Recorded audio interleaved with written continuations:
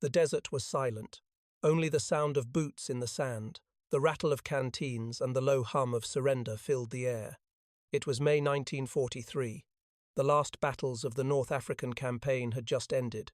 The Afrika Korps, once hailed as the invincible army of the desert, was finished. Columns of weary Wehrmacht and Italian troops trudged across the arid landscape toward Allied lines. Their uniforms were sun-bleached, their skin burned their spirits. Broken. Behind them, the wreckage of war still smoked, tanks half buried in dunes, twisted artillery pieces, the metallic skeletons of trucks abandoned in retreat. Ahead, American soldiers waited. Young men from Kansas, Ohio, and Alabama, their helmets tilted against the blinding sun. They weren't sneering or shouting. They weren't jeering at their defeated enemy. Instead, they were smiling. And in their hands, they carried something unexpected. Cigarettes. The first German officers to approach stopped, confused. One American sergeant stepped forward, grinned, and held out a pack of Lucky Strike smoke. He asked. But the Germans didn't move. They stared uncertain, whispering among themselves. Some shook their heads. The rumor spread fast through the column. Don't take it, it's poisoned. To the exhausted men of the Afrika Korps it made no sense. Why would their captors offer kindness? For years, propaganda had warned them. The Americans were monsters, hypocrites, liars. Now they were smiling and offering cigarettes. It had to be a trick, right? What they didn't realize was that this single moment a cigarette passed between enemies would mark the beginning of an extraordinary psychological turning point in the war. A moment where smoke, ash, and fear gave way to something no one had expected: humanity. To understand why a simple cigarette sparked such fear, we have to step into the minds of those soldiers in May 1943. For years, the men of the Wehrmacht had been fed a carefully engineered narrative, one crafted by Joseph Goebbels' Ministry of Propaganda. From the very beginning of the war, German troops were told that surrendering to the Allies meant certain death. The British were portrayed as cold executioners, the Americans as racially degenerate and cruel, and the Soviets, unspeakable monsters. Every newspaper, every military pamphlet, every radio broadcast hammered the same message: fight to the last bullet, never fall into enemy hands. As the tide of war began to turn, that fear only deepened. The more desperate Hitler's situation became, the louder the propaganda screamed that Germany's enemies would show no mercy. Soldiers were told that Allied troops poisoned food, defiled prisoners, and mutilated the captured. So when the surrender in Tunisia came, and over 250,000 Axis troops, including many from the elite Afrika Korps, laid down, their arms, their minds were filled with dread. They were not only defeated, they believed they were walking into a death camp. Then came the Americans, tall, confident, loud, and strangely friendly. They laughed. They handed out rations. Some even offered water from their own canteens. The captured Germans didn't know what to think. Many refused food at first, convinced it was laced with something lethal. When cigarettes were offered, the paranoia intensified. Tobacco shortages had plagued the German army for months. Cigarettes were precious, so precious that an unexpected gift of them seemed impossible without a profit. Sinister motive. Letters recovered after the war reveal how deeply that suspicion ran. One captured officer wrote, "They handed us American cigarettes with smiles. We thought they were mocking us. Some men whispered that they were soaked in poison. None of us dared to smoke." That was the mental fortress built by years of propaganda, and it was about to crumble one puff of smoke at a time. Because what the Germans couldn't imagine was that the Americans weren't acting out of cruelty or even strategy. They were acting out of habit and humanity. To an American soldier, offering a cigarette wasn't unusual. It was a reflex, a gesture of camaraderie, born in foxholes and truck convoys across the world. But to a captured German soldier, it felt like an illusion, a fings in the Taif, a trick from an enemy they had been taught to hate. And so, as the desert winds howled across the camps of Tunisia, those small paper cylinders became symbols of something far greater, a war not just of bullets and bombs, but of belief. In the chaos of the Second World War, the cigarette was far more than a luxury. It was survival wrapped in paper. To the men on the front lines, a single cigarette could calm nerves before a charge bridge silence between strangers or mark a truce between enemies. The smell of tobacco drifted through battlefields, from Stalingrad to Sicily, the universal language of soldiers caught between life and death. For the Americans, cigarettes were everywhere. They were woven into the culture of the US Army itself.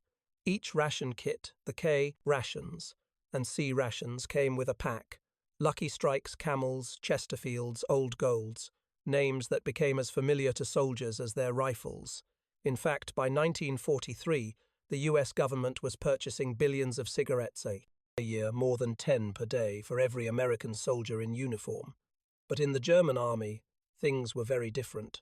By the time the Afrika Korps surrendered, tobacco had become a rare treasure. German supply lines across the Mediterranean were shattered. Cigarettes, once included in every ration, had vanished. Men smoked, rolled up tea leaves, bark, or whatever scraps of paper they could find.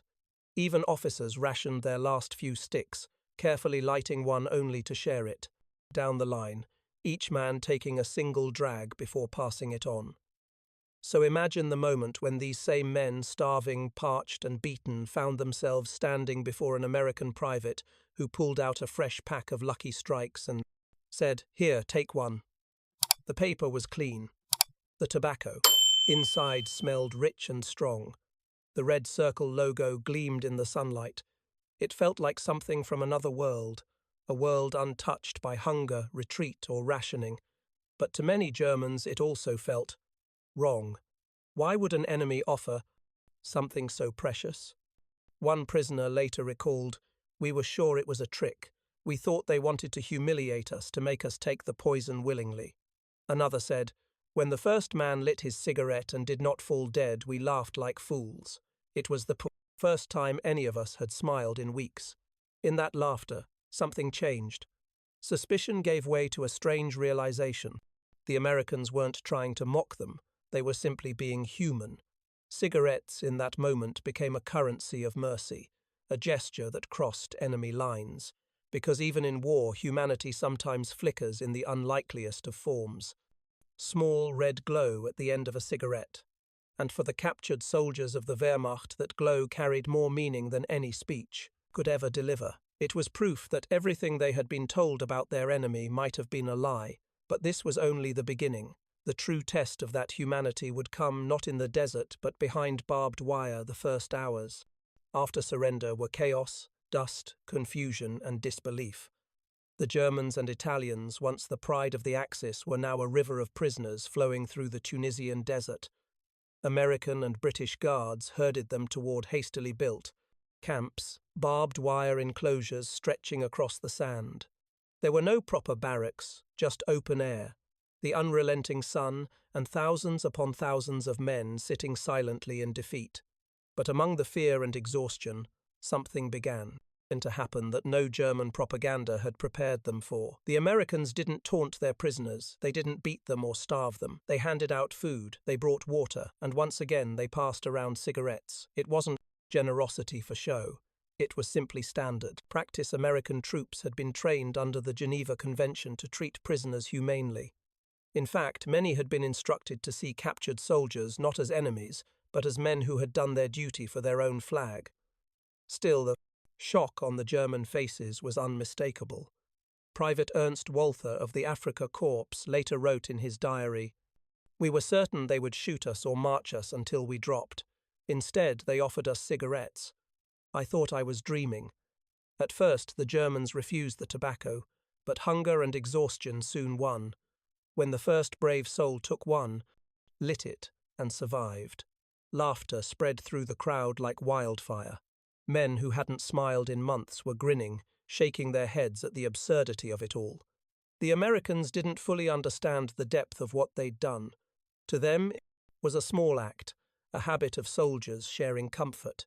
To the Germans, it was the crumbling of a wall built by years of lies. Later, as Allied trucks rolled in carrying rations, the disbelief deepened. The Germans were handed canned meat, coffee, and chocolate luxuries they hadn't seen since the early years of the war. Some refused at first, some cried openly. Others whispered that it was all a trick, that death would come later. But death didn't come. The Americans were in their own way proud of their decency. They wanted to prove to themselves and to the world that even in victory they could remain civil, and so, despite the heat and the chaos, they followed the rules of the Geneva Convention to the letter.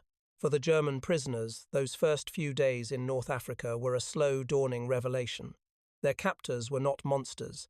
They were ordinary men, eating, smoking, and joking like anyone else, one sergeant later said. The first cigarette I smoked in captivity was the first time I believed the war might truly end one day. But for many of these men, the journey was far from over. The camps in Tunisia were only temporary.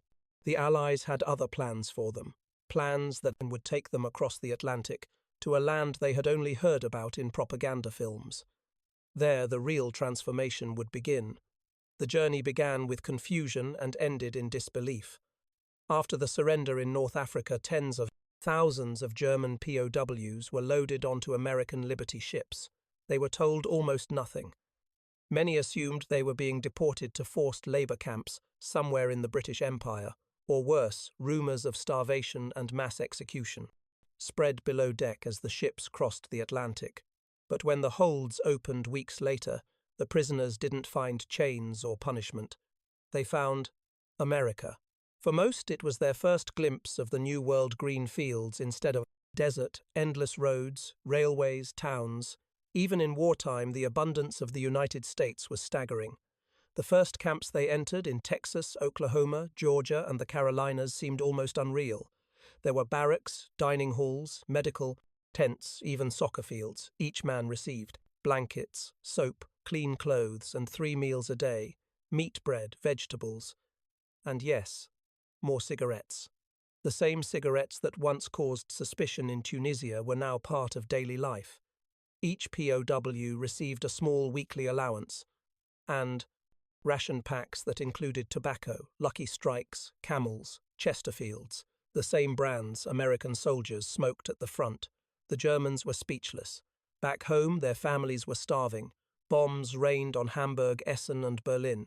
Yet, here in the enemy's land, they were fed, clothed, and smoking fine American cigarettes. A prisoner at Camp Mexia in Texas wrote later, "It was like living in another world. They gave us more food and cigarettes than our officers had ever allowed. It felt like being treated as a man again, not as a tool of war." American guards, many of them farmers or factory workers drafted into service, didn't see themselves as cruel jailers. They saw the prisoners as fellow men caught in the same storm. Some even joked, played cards, or traded small gifts through the fence. A guard from Oklahoma remembered, they'd call out for Chesterfields and we'd toss a pack over. Sometimes they'd sing German songs in return. It felt strange, sharing moments with the same men we'd fought only months before.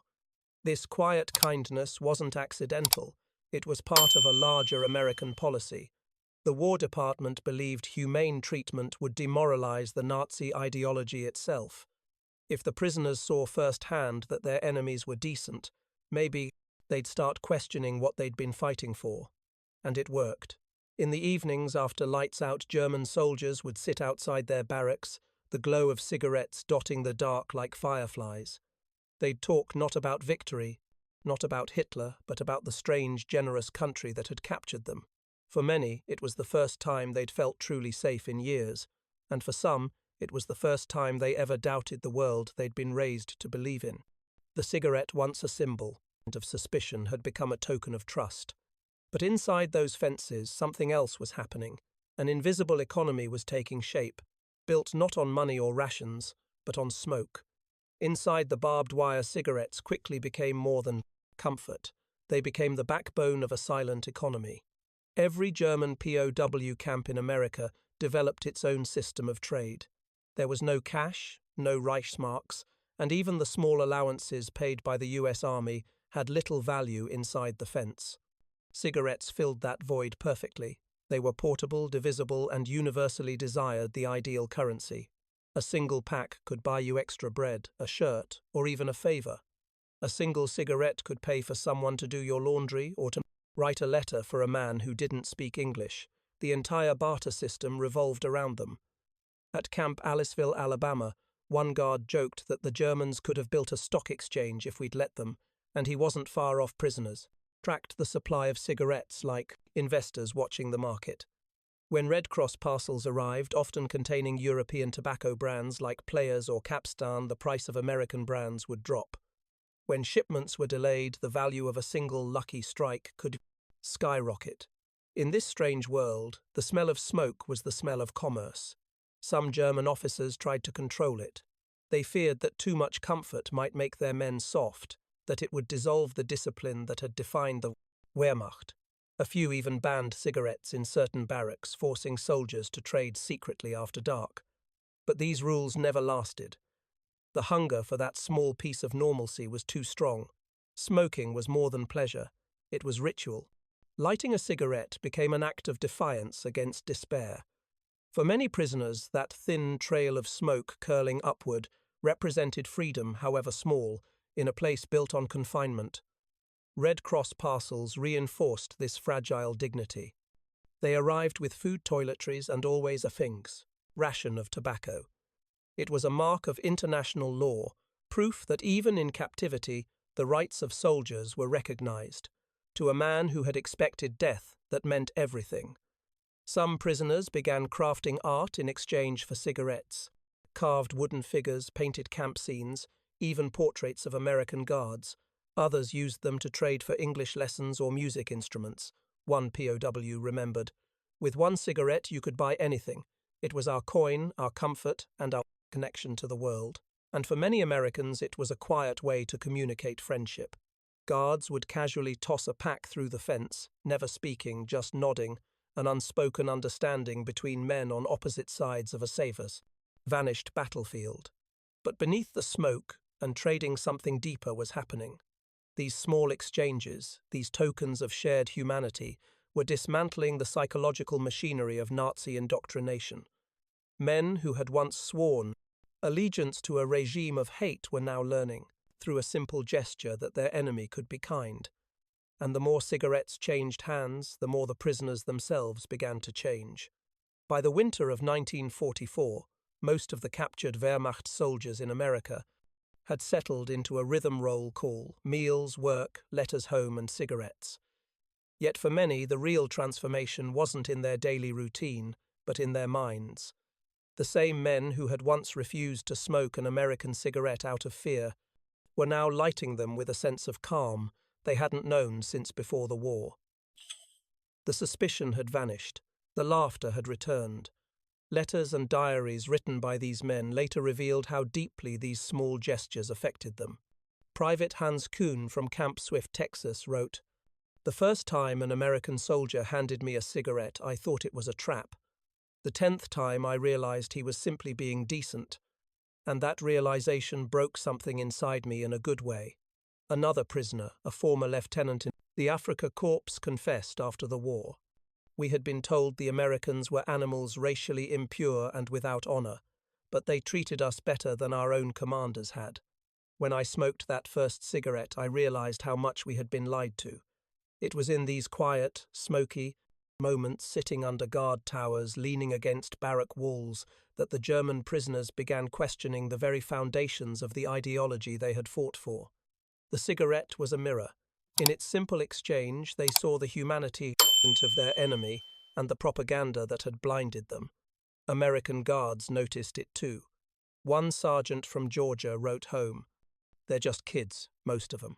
They talk about their families, their farms, their music. You give one a cigarette, and suddenly he's not your enemy anymore. He's just another tired soul." That realization spread on both sides of the fence. Some POWs began volunteering for farm labor, helping with the U.S. harvests. Others joined re-education programs where they learned English, read, banned books, or discussed democracy. Cigarettes often served as the ticket into these sessions, small rewards for attendance. It wasn't manipulation. It was rebuilding, slowly, patiently, one kind act at a time. Even decades later, many former German POWs would remember that first cigarette as the moment the world tilted, when the lines between enemy and friend blurred for the first time.